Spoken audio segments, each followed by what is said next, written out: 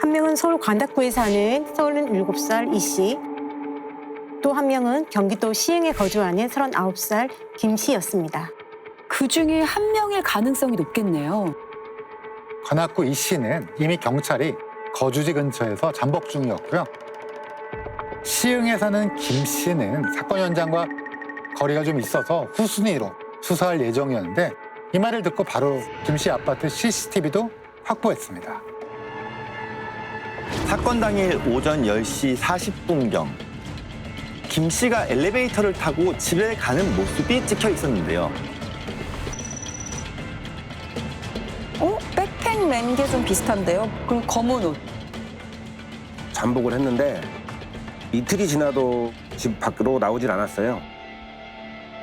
현관 도어락은 지문으로만 열리는 구조고 창문은 암막 커튼으로 가려져 있어서 안의 상황을 전혀 확인할 수가 없었어요. 베란다와 베란다 사이에 그 판자로 된 화재 대피벽이 있거든요. 옆집에 협조를 구하고 벽 일부를 부쉈어요. 그놈이 눈치챌까 봐 구멍을 최소한도로만 내서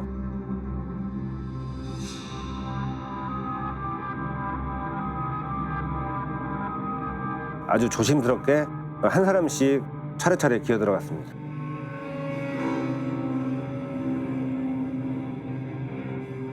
개구멍 작전처럼 용의자가 집에 있던가요?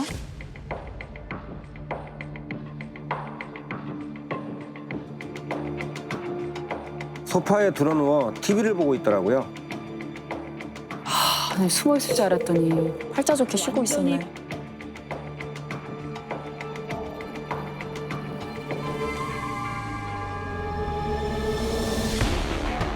놀라서 현관으로 도망가려는 걸 제압해서 긴급 체포했습니다. 성매매를 하기 위해 만난 여중생을 목 졸라 살해한 혐의를 받고 있는 38살 김모 씨. 그리고 집안을 수색했는데 안방 장롱 안에 이게 뭐야? 사람이에요? 시신이에요?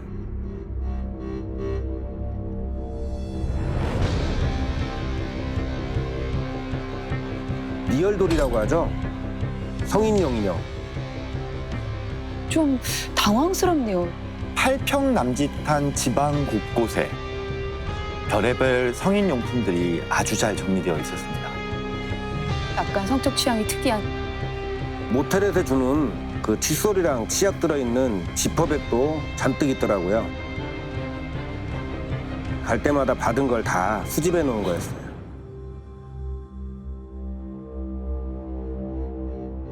뭔가 전리품처럼 수집을 하는 게 아닐까 싶은데 모텔 굿즈처럼.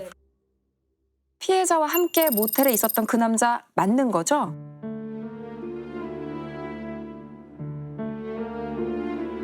미성년자인 줄은 몰랐죠. 내가 모텔 나갈 때 그 여자가 침대에서 휴대전화로 쇼핑하고 있더라고요. 나올 때까지는 살아 있었다는 거네요. 그런데 집안을 수색하던 중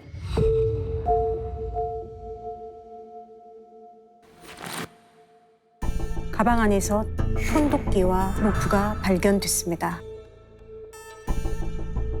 범행 도구 아니에요? 손도끼는 호신용이에요. 조건 만남을 하다 보면은 그 여자들 관리하는 남자들하고 다툴 수가 있으니까. 로프는 구속 플레이를 원하는 여성들을 위해서 가지고 다녔던 겁니다. 아예 말이 안 된다라고 보기엔 좀 어려울 것 같아요. 또 나온 게 있습니다. 이게 뭐야? 유독성 물질이 든 갈색병이었습니다. 부검에서 검출된 마취제와 동일한 성분이었습니다. 500ml 병은 비어 있었고요. 1000ml 병은 반 넘게 남아 있었는데요. 작은 병에 덜어서 들고 다닌 것으로 보였습니다. 더 이상 김 씨가 발뺌을 못 하겠는데요? 모텔 화장실 배수구에 발견된 채모와 피해자의 손톱 밑에서 동일한 남성의 DNA가 검출되었는데요. 500ml 병은 반 넘게 남아 있었는데요. 작은 병에 덜어서 들고 다닌 것으로 보였습니다. 더 이상 김 씨가 발뺌을 못 하겠는데요. 모텔 화장실 배수구에 발견된 채모와 피해자의 손톱 밑에서 동일한 남성의 DNA가 검출되었는데요. 김 씨의 것과 비교해 보니까 일치했습니다. 오, 피해자가 저항하는 과정에서 김 씨를 손톱으로 긁었고 이때 묻어던 피부 조직에서 DNA가 검출된 것으로 보여집니다. 스모킹건이네요. 증거를 들이밀면서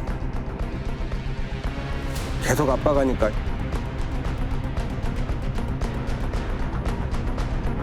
기절만 시키려고 했어요. 죽을 줄은 몰랐습니다. 그날 대체 무슨 일이 있었던 걸까요?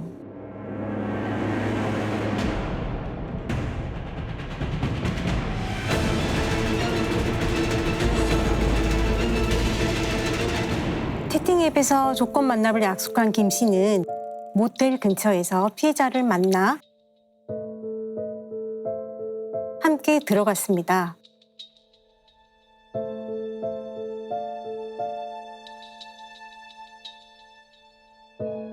그리고 돈을 지불했습니다.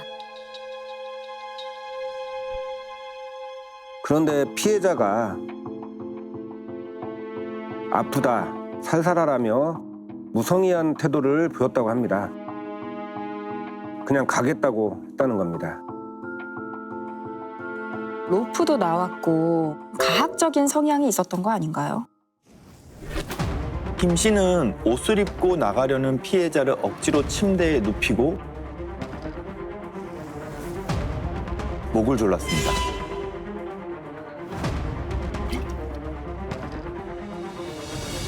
그리고 마취제를 적신 거즈로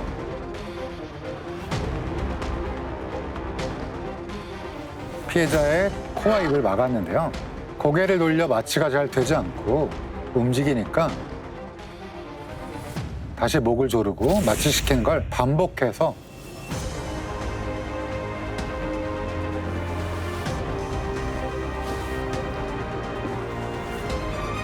완전히 의식을 잃게 했습니다. 미쳤네요, 진짜. 살해하려는 의도나 목적은 없었고 일시적으로 정신을 잃게 하려고 기절시키려고 그랬던 겁니다. 의식을 잃게 해서 성관계를 하려고 하는 변태 아닌가요? 김 씨는 피해자가 의식을 잃자 객실을 정리했습니다. 욕조와 바닥에 떨어진 무기를 일일이 다 닦고 자기 지문이 묻었을 만한 곳도 수건으로 전부 다 닦았습니다. 수건과 칫솔, 휴지뿐 아니라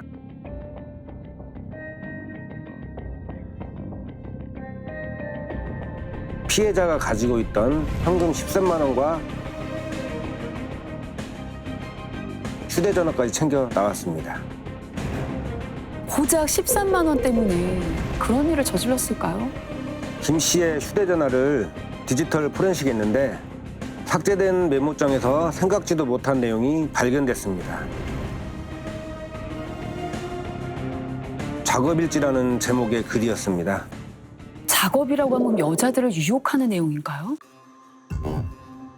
A. 샤워 후 마취 시도 시 반항하여 목조름 후 다시 마취 시도. 주변 정리 후 10시 55분 퇴실. 지갑 회수. 현금 17만 원. 짧은 기절 후 소량 사용으로 정신 차림.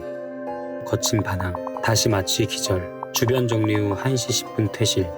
지갑 회수. 현금 5만 5천 원. 주변 정리 후 8시 10분쯤 퇴실. 휴대폰. 현금 1만 5천 원. 범행일지 아니에요? 성매매했던 여성들의 신체 사이즈, 외모, 스킬, 그리고 마인드까지 아주 꼼꼼하게 기록을 했습니다. 이런 거를 왜 쓴 거죠? 서울 서초경찰서에서 수사 중인 사건이 있었습니다. 피해자는 20대 여성이었습니다. 남성과 모텔에 투숙을 했는데 성관계가 끝나고 샤워를 마치고 나오자 그 남자가 알코올 냄새가 나는 꺼즈로 자신의 코와 입을 막고 목을 조르더라는 겁니다. 기절했다가 깨어다 보니 객실과 화장실 말끔하게 정리가 되어 있고 현금과 휴대전화는 사라져 있었습니다. 완전 판박이네요. 사건이 보도된 뒤에 수사팀에 연락을 해온 30대 여성도 있었습니다. 채팅앱으로 만난 남자가 목을 조르고 독한 냄새가 나는 거즈로 코와 입을 막아 숨을 못 쉬게 했다는 겁니다. 남자는 정신을 잃은 사이에 화장실 청소까지 마친 뒤에 자신의 돈을 챙겨 달아났다고 합니다. 김 씨 짓이었나요?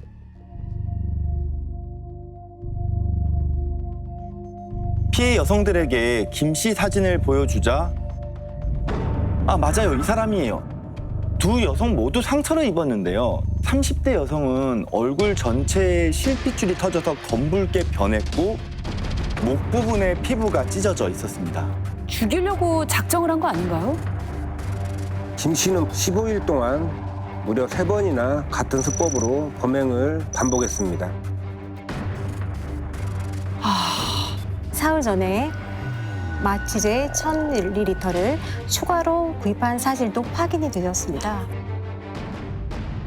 잡히지 않았으면 범행이 계속됐겠어요. 근데 두 여성은 생존을 했잖아요. 이 아이만 왜 목숨을 잃게 된 건가요? 소아나 청소년은 신체 발달이 덜 돼 있어서 같은 힘에도 성인보다 훨씬 큰 영향을 받게 돼요. 같은 양의 독성 물질도 체중당, 용량 차이 때문에 어리면 어릴수록 몸이 가벼울수록 훨씬 더 큰 타격을 받습니다. 14세면 사실은요, 소아과를 갑니다. 소아과는 아직 다 자라지 않은 아이들이 진료를 받는 거거든요. 어린이가 이런 상황에 처했던 거예요. 왜 이런 끔찍한 짓을 저지른 걸까요? 환불받으려고. 무슨 말이에요? 내가 지불했던 돈 제가 가져간 겁니다. 13만 원이 본인이 냈던 그 성매매 비용이었던 거예요? 줬다가 뺏은 거예요. 뺏은 게 아니죠. 제가 돈을 지불했잖아요. 그런데 무성의하게 그냥 가려고 하더라고요. 그래서 그랬던 겁니다. 너무 쓰레기 같아서 듣기가 어렵네요. 돈만 가져가지 왜 마취를 시키고 목까지 조르는 거죠?